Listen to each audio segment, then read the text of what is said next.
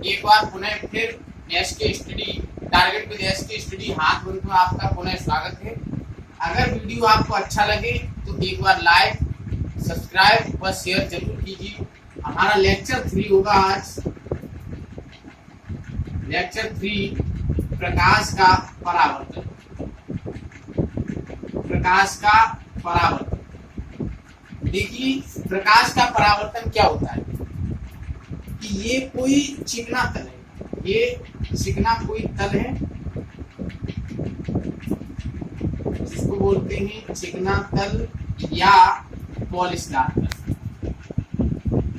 या पॉलिशदार तल। जब कोई प्रकाश की किरण इस पर आपतित होती है, जब कोई प्रकाश की किरण इस पर आपतित होती है तो आपतित होने के बाद वह उसी माध्यम में वापस लौट जाती है, उसी माध्यम में वापस लौट जाती है। इसी घटना को हम प्रकाश का परावर्तन कहते हैं। प्रकाश की जो पहली किरण आपतित होती है उस किरण को हम आपतित किरण कहते हैं, आपतित किरण कहते हैं। और जो किरण तल से टकराने के बाद पुनः वापस जाती है उस किरण को हम परावर्तित किरण कहते हैं, परावर्तित किरण कहते हैं। ये हमारा होता है भाई अभिलंब। अभिलंब आपतित किरण अभिलंब के साथ जो कोण बनाती है उस कोण को हम कहते हैं आपतन कोण, और परावर्तित किरण अभिलंब के साथ जो कोण बनाती है उस कोण को कहते हैं परावर्तन कोण।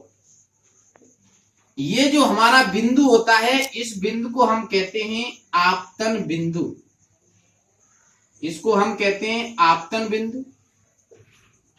देखिए जब कोई प्रकाश की किरण, जब कोई प्रकाश की किरण किसी चिकने या पॉलिशदार तल से टकराती है तो टकराने के बाद वह उसी माध्यम में पुनः वापस लौट जाती है, जिससे क्या होता है कि प्रकाश के संचरण की दिशा बदल जाती है और प्रकाश की तीव्रता बढ़ जाती है। आपतित किरण और परावर्तित किरण एक दूसरे के साथ बराबर कोण अंतरित करती हैं, ये हमारा अभिलंब होता है। पर यह घटना हमारी प्रकाश का परावर्तन कहलाती है। प्रकाश के परावर्तन के दो नियम होते हैं। पहला पॉइंट तुम्हारा ये है, आपतित किरण और परावर्तित किरण और खींचा गया अभिलंब तीनों एक ही बिंदु पर होते हैं। नोट करके, तीनों एक ही बिंदु पर होते हैं, यानी साफ जगह यार, साफ राइटिंग में। आपतित किरण, परावर्तित किरण और आपतन बिंदु, आपतन बिंदु तीनों एक ही बिंदु पर होते हैं, यानी आपतित किरण, परावर्तित किरण और खींचा गया अभिलंब तीनों एक ही बिंदु पर स्थित होते हैं, जिसको हम कहते हैं आपतन बिंदु। अब दूसरा नियम इसका ये है, आपतन कोण, यानी आपतन कोण I, परावर्तन कोण R, यानी आपतन कोण और परावर्तन कोण सदैव बराबर होते हैं। ये हमारा रहा भाई परावर्तन। परावर्तन के सिद्धांत पे देखिए, हीरे का चमकना, मरीचिका का सिद्धांत, ये हमारा पूर्ण परावर्तन पर आधारित है। इसके बाद हमारी अगली कंडीशन आती है अपवर्तन। प्रकाश का अपवर्तन क्या होता है कि जब कोई प्रकाश की किरण, जब कोई प्रकाश की किरण एक माध्यम से दूसरे माध्यम में जाती है, जब कोई प्रकाश की किरण एक माध्यम से दूसरे माध्यम में जाती है तो वह उठा ले। जब कोई प्रकाश की किरण एक माध्यम से दूसरे माध्यम में जाती है तो वह अपने मार्ग से विचलित हो जाती है। यह घटना हमारी प्रकाश का अपवर्तन कहलाती है। हेडिंग नोट कर। सघन माध्यम, ये तुम्हारा रहा विरल माध्यम। ऊपर हेडिंग नोट, साफ राइटिंग में, क्लियर।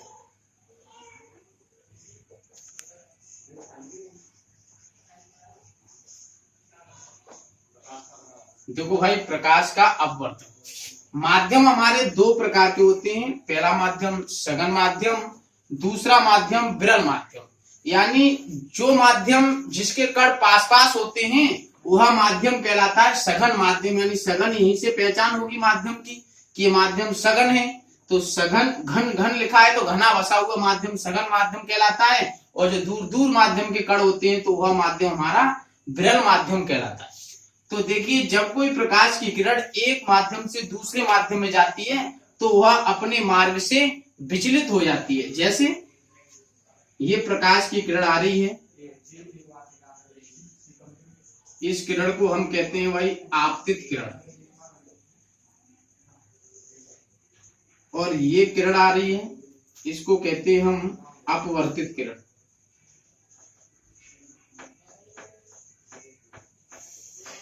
अपवर्तित किरण। देखिए, जब कोई प्रकाश की किरण एक माध्यम से दूसरे माध्यम में जाती है तो देखिए यहां से किरण सीधी आ रही है और यहाँ तल से टकराने के बाद पैसे की किरण ऐसे जानी चाहिए, अपने मार्ग से यह विचलित हो जाती है तो यह घटना प्रकाश का अपवर्तन कहलाती है। यह घटना प्रकाश का अपवर्तन कहलाती है। अब इसके भी भाई दो नियम होते हैं। पहला नियम जो तुम्हारा परावर्तन में था स्वयं वही नियम इसका यही है, यानी आपतित किरण,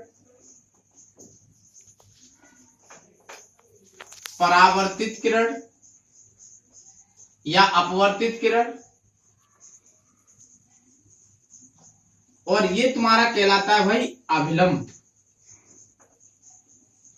अभिलंब यानी आपतित किरण, परावर्तित किरण और अभिलंब तीनों एक ही बिंदु पर होते हैं। तीनों एक ही बिंदु पर होते हैं। यही हमारा परावर्तन का प्रथम नियम था और यही हमारा अपवर्तन का प्रथम नियम है, और इस नियम को हम स्नेल का प्रथम नियम भी कहते हैं।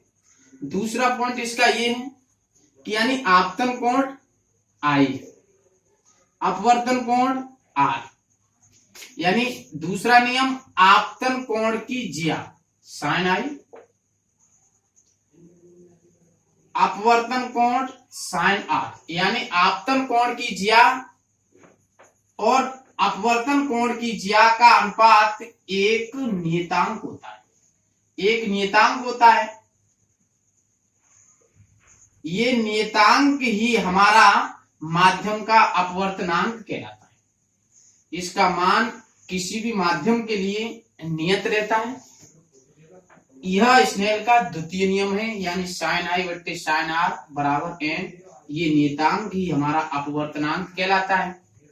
जब कोई प्रकाश की किरण एक माध्यम से दूसरे माध्यम में जाती है तो अपने मार्ग से विचलित होती है। उदाहरण के लिए कि जब हम किसी तालाब की पार पर खड़े होते हैं तो हमें उसमें तिरछे दिखाई देता है, यह प्रकाश की अपवर्तन की कंडीशन है।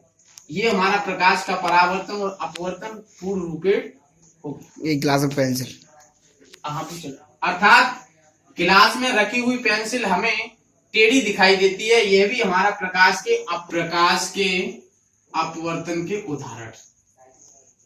प्रकाश के अपवर्तन के उदाहरण। हेडिंग को नोट कीजिए। पहला पॉइंट कि जब हम तालाब की पार पर खड़े होते हैं, जब हम तालाब की पार पर खड़े होते हैं, परछाई या छाया, तो हमारी परछाई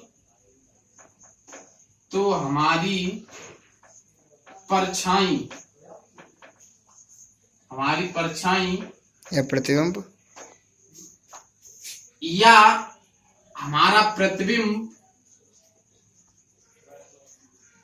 या हमारा प्रतिबिंब पानी में टेढ़ा या तिरछा बनता है। टेढ़ा या तिरछा बनता है। दूसरा पॉइंट, पानी से भरे गिलास, पानी से भरे गिलास में रखी हुई कलम या डॉट या छड़ हमें तिरछी दिखाई देती है, तिरछी दिखाई देती है। ये हुए भाई प्रकाश के अपवर्तन के उदाहरण। अगर वीडियो हमारी अच्छी लगी हो तो एक बार लाइक, शेयर व हमारे चैनल को सब्सक्राइब जरूर कीजिए। फिर मिलते हैं अगले एपिसोड में।